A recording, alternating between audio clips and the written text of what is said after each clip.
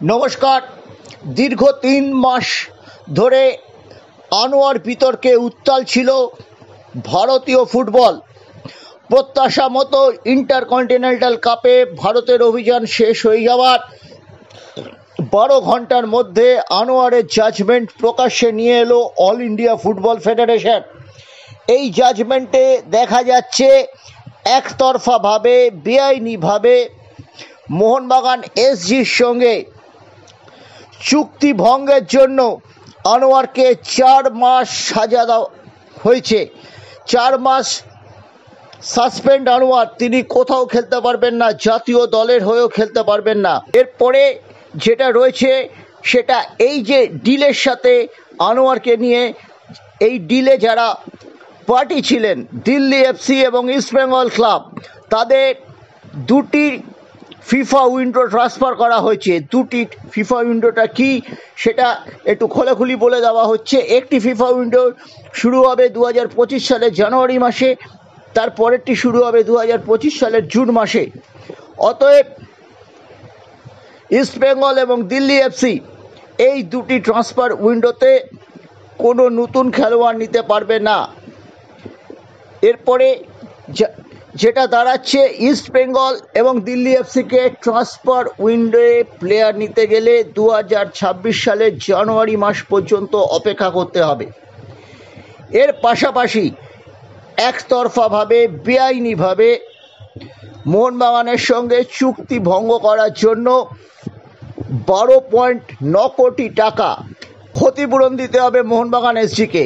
এটা আনোয়ার আলীকে দিতে হবে এবং আনোয়ার আলীর যে নতুন দল, তারা আনোয়ার আলীকে সাহায্য করতে এগিয়ে আসবে কিনা সে নিয়ে আমাদের কৌতূহল রয়েছে। আনোয়ার তার কন্ট্রাক্টে যে অর্থ পাবেন তার নতুন ক্লাব অর্থাৎ এখানে ইস্ট বেঙ্গলের কাছ থেকে, সেখান থেকে অ্যাডজাস্ট করে তিনি এই ক্ষতিপূরণ দিতে পারবেন কিনা। তবে এর বিরুদ্ধে আনোয়ার আলী, দিল্লি এফসি এবং ইস্ট বেঙ্গল ক্লাব কী করতে পারে? অল ইন্ডিয়া ফুটবল ফেডারেশনের নিয়ম অনুযায়ী তারা আপিল কমিটির কাছে যেতে পারে।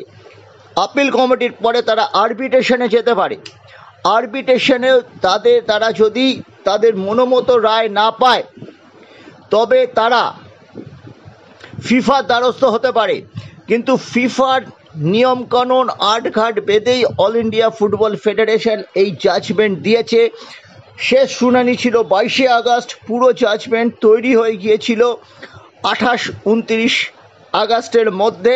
কিন্তু ইন্টারকন্টিনেন্টাল কাপে আনোয়ার যাতে খেলতে পারে তার জন্য এই জাজমেন্ট হোল্ড করেছিল অল ইন্ডিয়া ফুটবল ফেডারেশন দিন 10। আনোয়ারকে সিরিয়া ম্যাচে খেলানো হয়েছিল, তার সুফল অবশ্য তেমন মেলেনি, তিনি ম্যাচ ফিটই নন। ফুটবল থেকে তার ফোকাস অনেকটাই সরে গিয়েছিল এই চুক্তি বিতর্ক নিয়ে, সেটাই স্বাভাবিক। ডুরান্ডে তাকে ইস্টবেঙ্গল কোচও খেলাননি। সব মিলিয়ে কিন্তু এটাই একটা বিশাল জয় বলে দেখছে মোহনবাগান এসজি শিবির। সকাল থেকেই মোহনবাগান এসজির যারা আধিকারিক আছেন তাদের মধ্যে প্রবল উল্লাস। সাত সকালেই প্রত্যাশা মতো ইমেল মারফত অল ইন্ডিয়া ফুটবল ফেডারেশন সংশ্লিষ্ট 4টি পক্ষ, Mohun Bagan SG, Anwar Ali, Delhi FC, east Bengal ক্লাবকে জানিয়ে দিয়েছেন। অতএব আনোয়ার ইস্যুতে একটা বড় সিদ্ধান্ত অল ইন্ডিয়া ফুটবল ফেডারেশন ঘোষণা করলো।